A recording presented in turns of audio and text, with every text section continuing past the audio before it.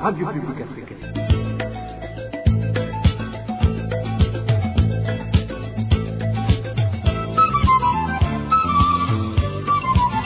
Radio Publique Africaine.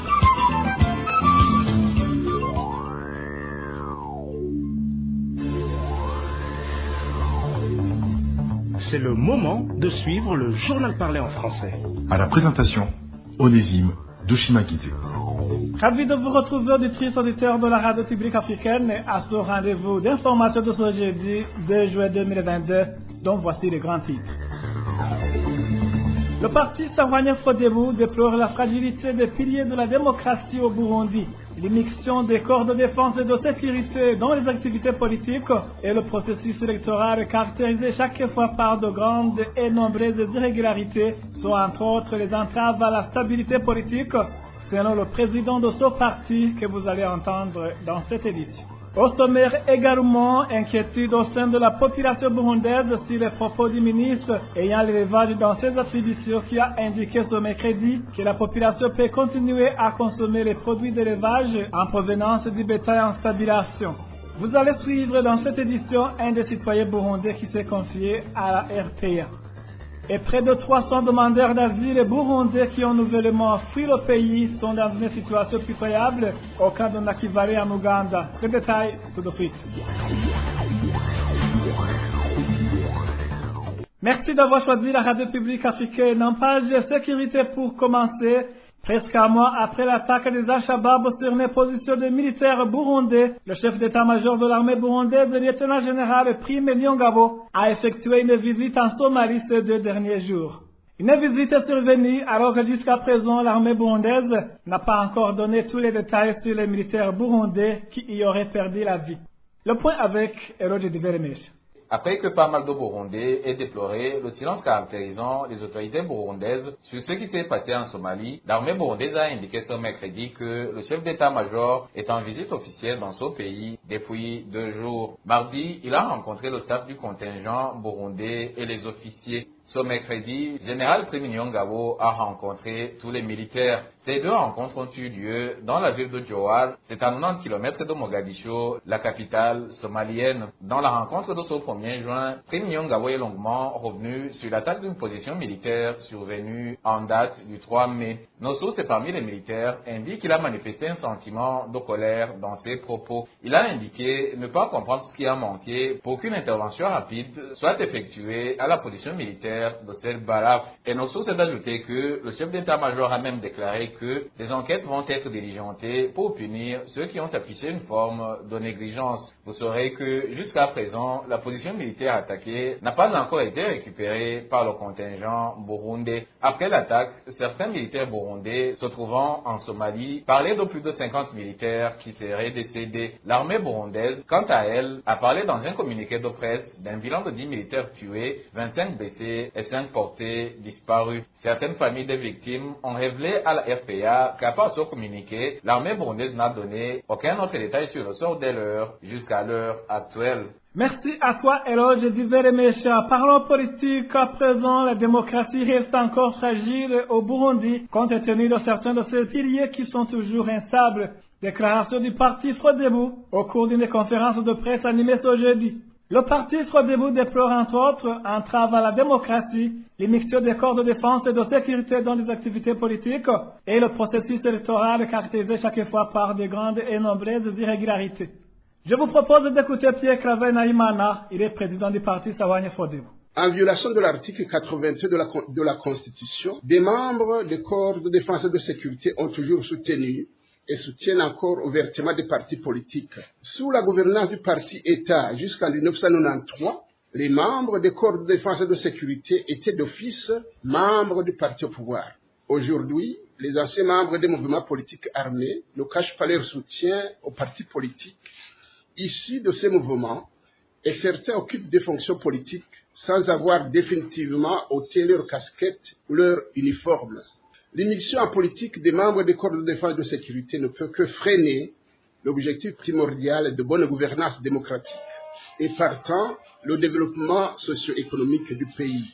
La Constitution prévoit à son article 88 que les élections sont libres, transparente et démocratique.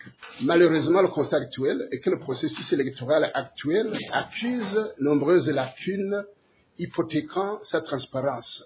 De l'élaboration du code électoral, la confection du fichier électoral, en passant par la mise en place de la Commission électorale nationale indépendante, en aboutissant au processus de vote, tout le parcours est encore parsemé, encore de sérieuses entraves que le pays devra rapidement éradiquer s'il veut élever sa note de crédibilité face aux partenaires du pays.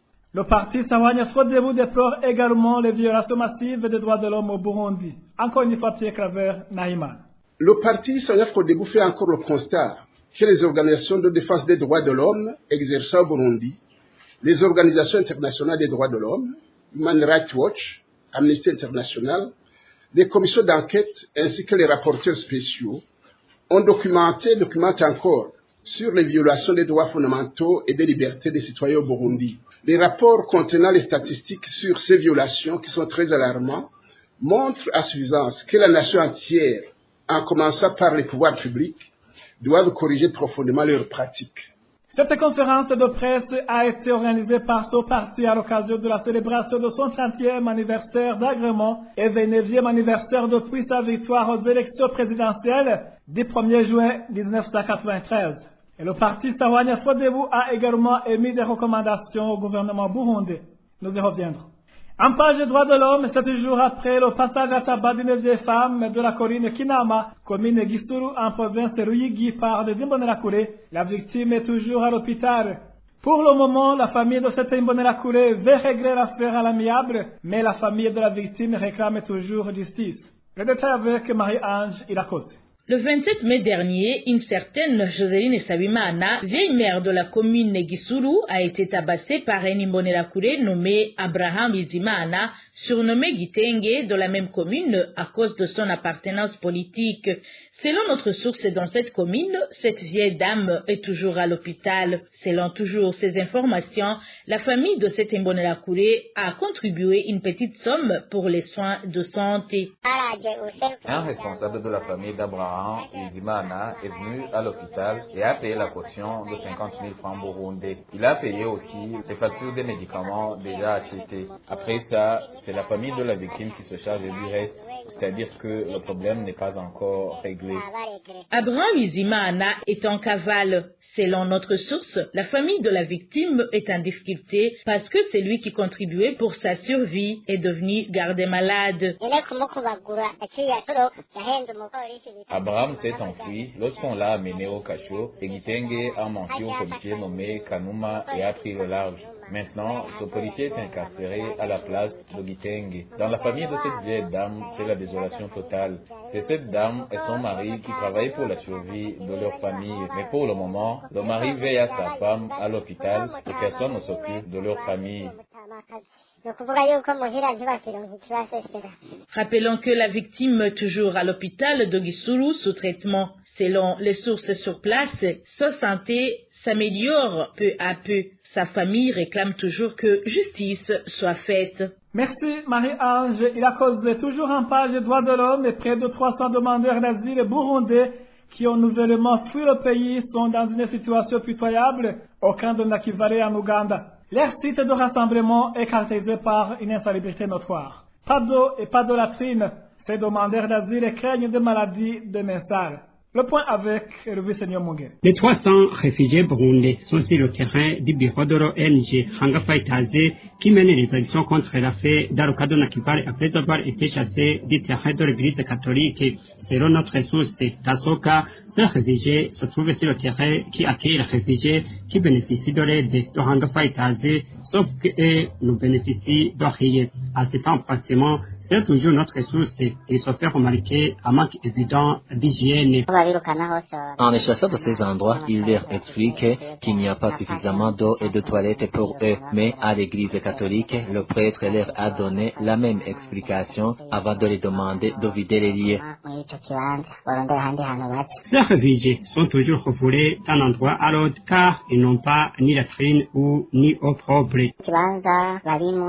Ils sont dans un endroit qui n'est pas approprié approprié car je m'y suis rendu récemment et j'ai pu constater qu'ils se soulagent à cet endroit même et le manque d'hygiène est à déplorer. La pluie s'abat sur eux quand il pleut, ce qui est vraiment lamentable. Parmi ces réfugiés, il y a un bon nombre d'enfants et de personnes âgées qui n'ont pas de quoi mettre sous la dent et qui sont frappés par le froid car ils dorment à la belle toile.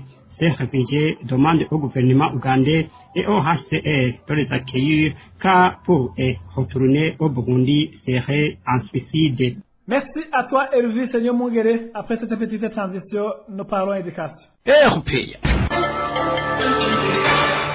Après presque 6 mois d'attente de leur pré-bourse, certains étudiants de l'Université du Burundi viennent enfin de le percevoir. Malheureusement, les informations en provenance de l'Université du Burundi indiquent que certains étudiants ont reçu un tiers de ce qu'ils attendaient.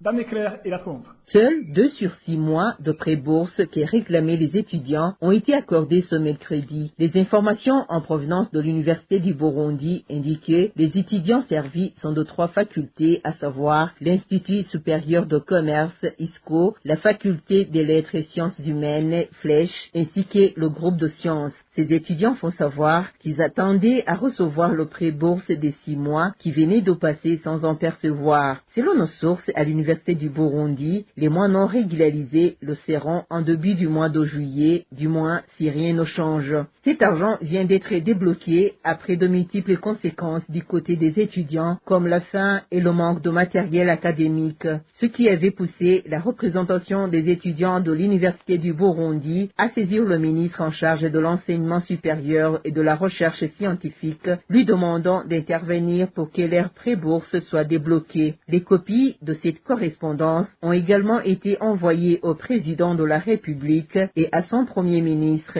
Non seulement il demandait l'intervention du ministre, mais aussi ses étudiants, à travers la correspondance, rappelaient les engagements du gouvernement en ce qui est de l'octroi du pré-bourse aux étudiants. Dans la même lettre, les représentants des étudiants de l'université ont mentionné les conséquences du retard répétitif du pré-bourse.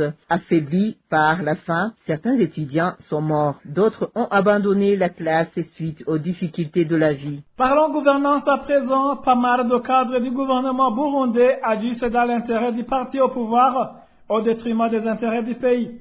Réaction de Jérémy Minani, patron du parti RDB, tenant compte du comportement du directeur général de l'hôpital Roi Khaled, qui voudrait mettre la main sur le fonds de l'association des travailleurs dédiés à l'hôpital après les avoir divisés politiquement. Jérémy Minani trouve que de tels cadres respectent à la lettre la politique du parti au pouvoir et en échange, ces cadres bénéficient de la protection de ce parti. En temps normal, Jérémy Minani estime que Stanislas Sarakandi, directeur général de l'hôpital Roi Khaled, devrait être viré de ses fonctions. Écoute. Le directeur de l'hôpital Roi Khaled, c'est que dans notre pays, depuis l'arrivée des pouvoirs, il suffit de se cacher derrière les intérêts du parti pour prendre des décisions illégales sans se soucier des conséquences. C'est ça la marque de fabrique des systèmes de gouvernance d'un parti unique, avec le mal absolu que ce genre de système de gouvernement crée dans le pays. Nous sommes en fait devant un dirigeant qui copie les dirigeants au sommet de l'État, qui copie les dirigeants des entreprises publiques et para-étatiques. Nous sommes devant un dirigeant qui, en réalité, semble ne pas savoir les limites de ses compétences. La solution que nous voyons, c'est que ce dirigeant devrait être démis de ses fonctions ou démissionner de lui-même. Sinon, il n'y a pas de solution qui puisse l'empêcher de continuer à commettre de tels abus. De sorte que nous sommes dans un pays où la loi n'a plus de place. Quand un dirigeant d'un hôpital, quand un administratif à la base ou un dirigeant d'un service public s'autorise à transgresser la loi, à prendre des décisions illégales, à prendre des décisions qui sont au-delà de ses limites, mais qu'il n'y a pas de conséquences administratives ou judiciaires, nous sommes alors dans un état où il suffit de se cacher derrière les intérêts du parti pour se rendre coupable des malversations économiques à grande échelle. Il suffit de se cacher derrière les intérêts du parti au pouvoir pour rentrer sa poche des fonds des services publics sans se soucier des conséquences. La contradiction dans les propos du commissaire général de migration au Burundi sur la question du manque de passeports inquiète la population burundaise. Au début du mois de mai dernier, ce patron de la PAF avait indiqué que le problème d'octroi de documents de voyage a été résolu car ils ont reçu une machine capable de fabriquer au moins 1000 passeports par jour. Cependant, ce mercredi, le même commissaire a annoncé que le fait que le problème de passeport persiste et que les demandeurs deviennent de plus en plus nombreux, car la PAF accueille entre 200 et 300 personnes par jour. D'où l'incompréhension dans les propos de cette autorité. Le point avec Emile Nibasumba. Dans une conférence de presse animée le 5 mai dernier, le commissaire général des migrations au Burundi a affirmé que le problème d'octroi des documents de voyage avait été résolu. Ce jour-là, le patron du commissariat général des migrations a lancé un appel à toute personne désirant un passeport de venir le demander.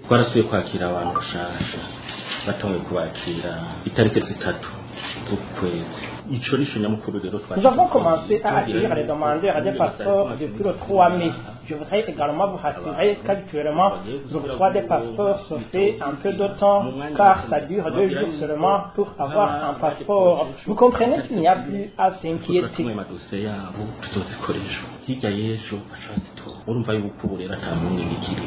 Dans cette même conférence, le commissaire Maurice Mbonima avait rassuré les gens que le commissariat général des migrations possédait désormais une machine capable de produire plusieurs passeports en une journée. La dernière fois, nous avons montré les nouvelles machines que nous avons achetées. Une seule machine peut produire 1000 passeports par jour. Nous avons même des passeports que nous avons fabriqués en une semaine.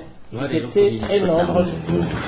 Néanmoins, dans une interview accordée à nos confrères de la radio Isanganiro ce mercredi, on lui a demandé pourquoi le problème d'octroi des passeports persistait et il a évoqué le sureffectif des demandeurs.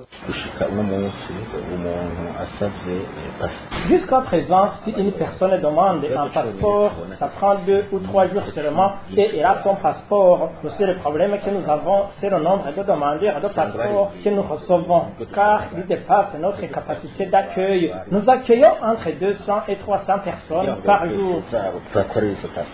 Le commissaire général des migrations a fait savoir également que cette problématique de surnombre allait persister. On n'a pas beaucoup de problèmes dans ce que nous sommes en train de faire. Le seul problème que nous avons et qui n'a pas de remède, c'est le grand nombre de demandeurs de passeports. Les demandeurs de ces documents de voyage indiquent qu'ils font de longues files d'attente au commissariat général des migrations, mais que nombreux d'entre eux rentrent souvent bredouilles, sont prioritaires. Ceux qui ont donné des pots de vin aux policiers, déplorent-ils. Au chapitre santé, cacophonie dans la gestion de la fièvre de la vallée du Rift. Au moment où les spécialistes en maladies épidémiologiques et les administratifs appellent la population à bannir de leurs repas tout ce qui provient des vaches et des chèvres, le ministre ayant l'élevage dans ses attributions lui fait croire à la population qu'ils peuvent consommer ces aliments en toute tranquillité. Josiane Mouzanez. La première autorité à avoir pris la mesure visant à réduire la propagation de la fièvre de la vallée du Rift est le gouverneur de la province Gitega, c'était le 22 mai 2022. Le lendemain, ce fut le tour de celui de Kirundo. Le 24 mai, les gouverneurs des provinces Bujumbura et Cibitoke ont eux aussi sorti des communiqués interdisant formellement l'abattage du bétail tel les vaches, les chèvres et les moutons. Les mêmes communiqués interdisaient également tout mouvement de va-et-vient de ces bétails, de même que la consommation du lait qui en provenait. Des mesures saluées par le directeur général de la santé animale au sein du ministère chargé de l'élevage, le docteur Désiré Nakirutimana. C'était le 24 mai. Dans sa déclaration, cette autorité faisait savoir que cette fièvre était apparue au Burundi vers la fin du mois d'avril et qu'il avait déjà emporté une centaine de bovins. Cette mesure a également été encouragée par les spécialistes de la santé et plus particulièrement comme Konakudze, un épidémiologiste burundais.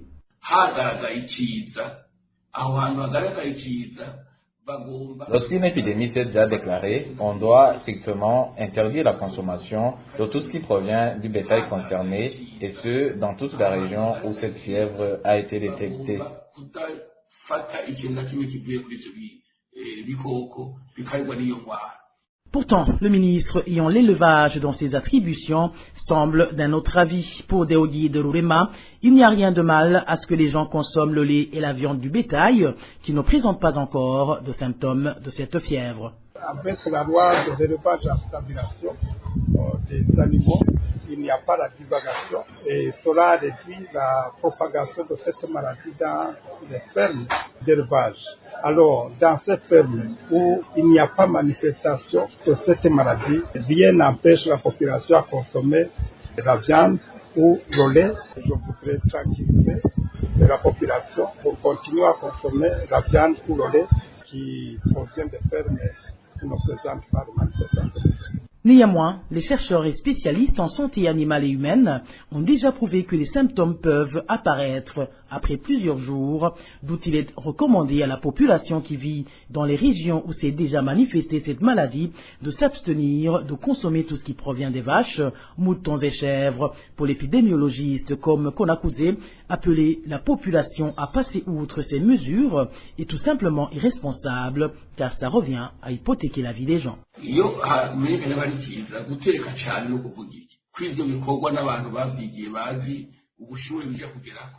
On ne peut pas dire aux gens de bien cuire la viande et le lait alors qu'il y a une telle épidémie. D'ailleurs, cela est l'apanage des spécialistes car ils sont les seuls à savoir à combien de degrés ce virus peut être tué par le feu.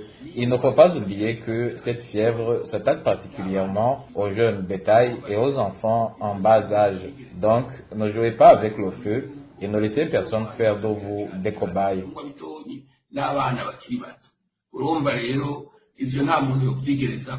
Pour le moment, la population semble désorientée car, malgré ce feu vert donné par le ministre de l'Élevage, le directeur général de la santé animale, sous les ordres du ministre Deogui de Lurema, a signifié que l'interdiction des mouvements des bêtes concernées et le rabattage, ainsi que la consommation du lait en provenance de ce bétail, doit être scrupuleusement observée jusqu'à ce que la population soit informée des autres mesures additionnelles. Entre-temps, la population burundaise s'inquiète des propos du ministre ayant l'élevage dans ses attributions, qui a indiqué ce mercredi que la population peut continuer à consommer les produits d'élevage en provenance du bétail en stabilisation. Certains Burundais qui se sont entretenus avec la RPA soulignent que non seulement cette politique de stabilisation n'est pas observée par quelques éleveurs, mais aussi les abatteurs clandestins peuvent fournir à la population la viande des animaux déjà touchés par la fièvre de la vallée du Rift. Suivez un des citoyens burundais qui s'est confié à la RPA.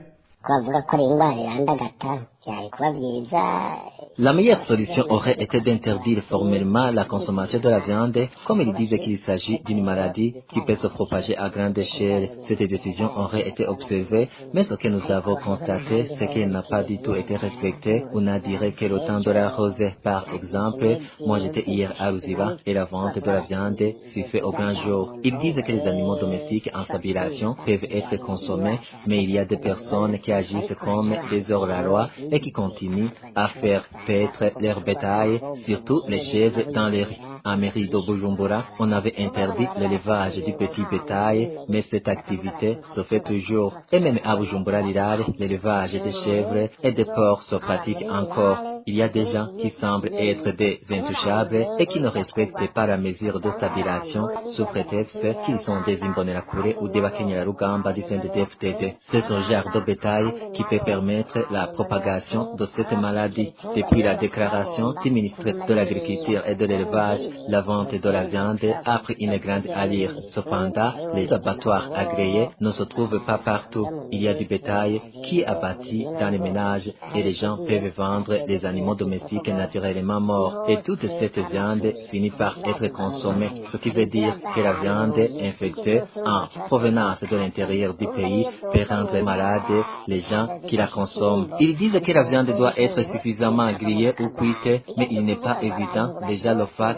régulièrement pour autant car il y a des gens qui préfèrent de la viande saignante par exemple. Les autorités devraient être fermes dans leurs décisions pendant un certain temps, faire objectivement respecter ces décisions situation et évaluer l'évaluation de cette maladie du Rift Valley avant d'autoriser la population à consommer ces produits d'élevage. Mais ce qui se passe actuellement, c'est qu'une autorité peut prendre une décision et celle-ci est contredite le lendemain par une autre autorité. Cela désoriente la population.